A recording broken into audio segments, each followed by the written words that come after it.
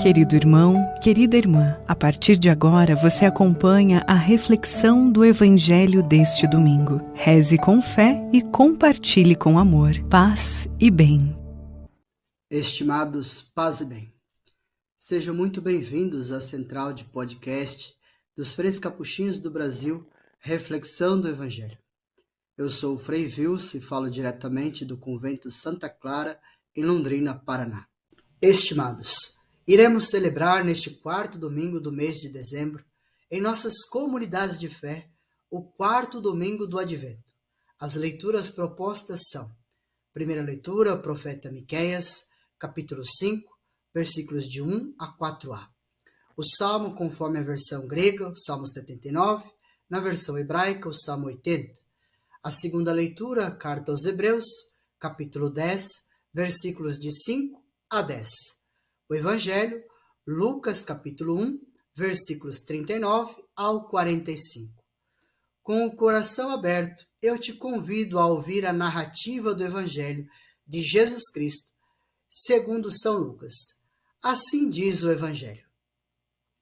Naqueles dias, Maria partiu para a região montanhosa, dirigindo-se apressadamente a uma cidade da Judéia. Entrou na casa de Zacarias e cumprimentou Isabel.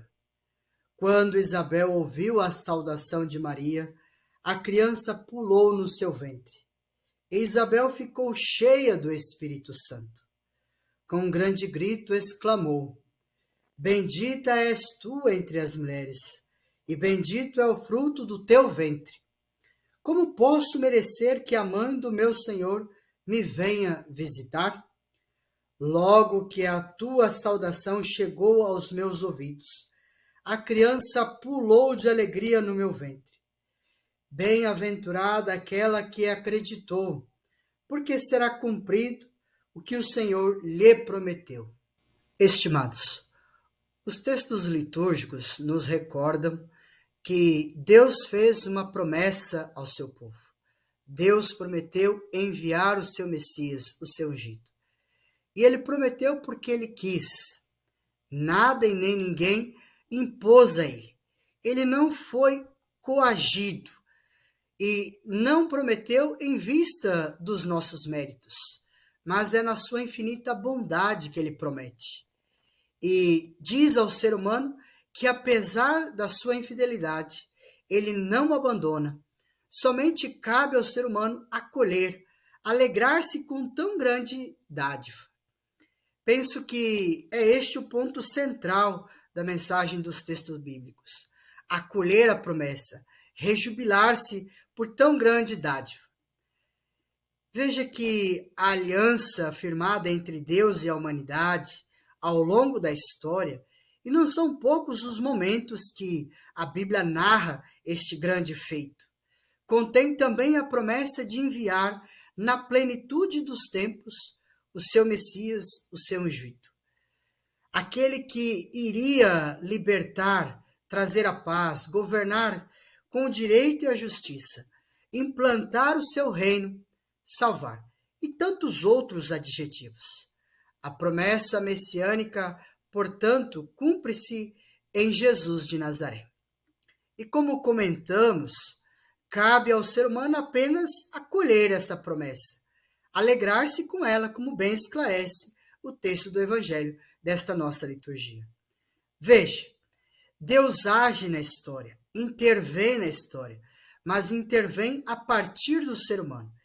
Ele quis precisar do ser humano.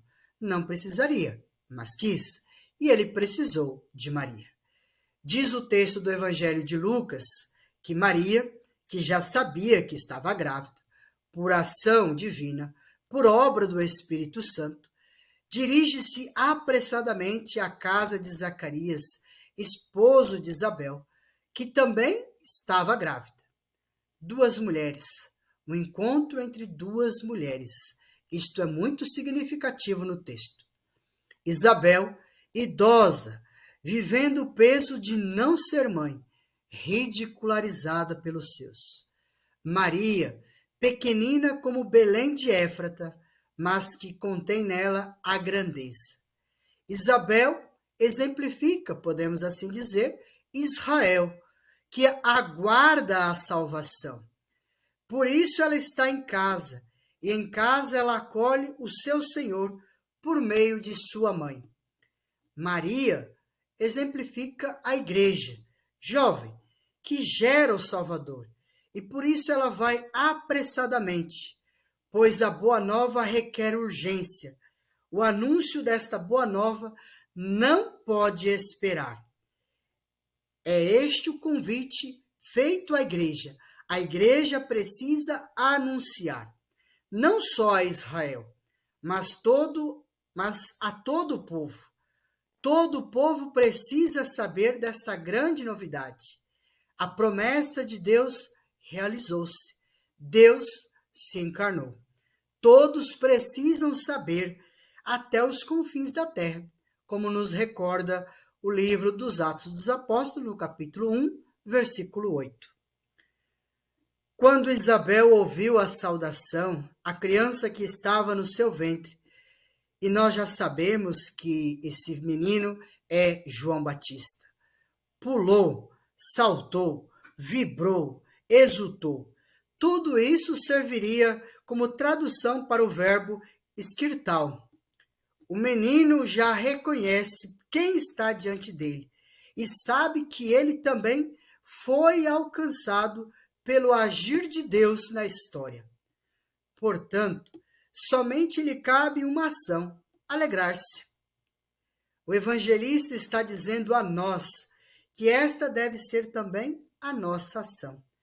Reconhecer que ele se encarnou, nos salvou, mesmo sem utilizar palavras, mas com gestos que manifestam este reconhecimento. Portanto, assim como João Batista, ainda no ventre da sua mãe, rejubila-se, nós também precisamos fazer isto, pois não fomos esquecidos, não fomos abandonados. Deus não se esqueceu de sua promessa, como bem recorda o profeta Miqueias na primeira leitura.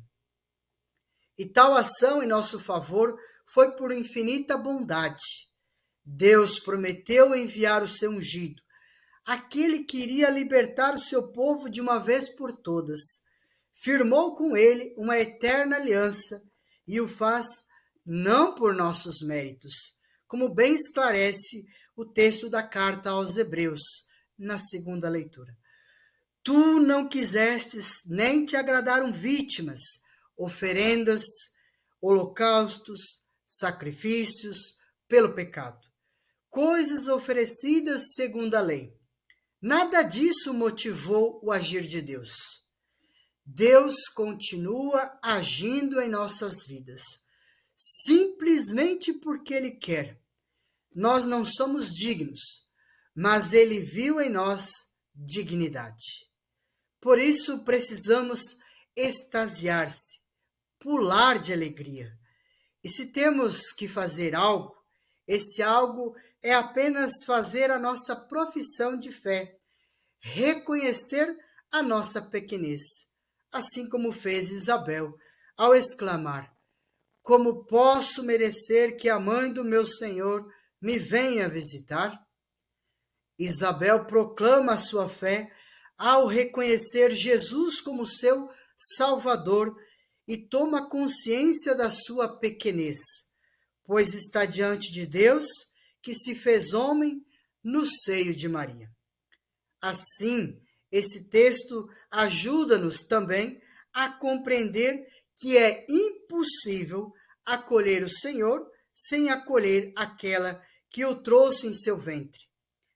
Isabel proclama sua fé também ao dizer: bendita és tu, pois ela sabe que a promessa messiânica desde sempre recebe este nome, bênção, e proclama, portanto, que Maria é herdeira desta bênção, confirmada no versículo 45, ao utilizar o termo Macaria, para dizer que Maria é feliz, porque creu. Logo, o texto ajuda-nos a compreender que crer gera em nós felicidade.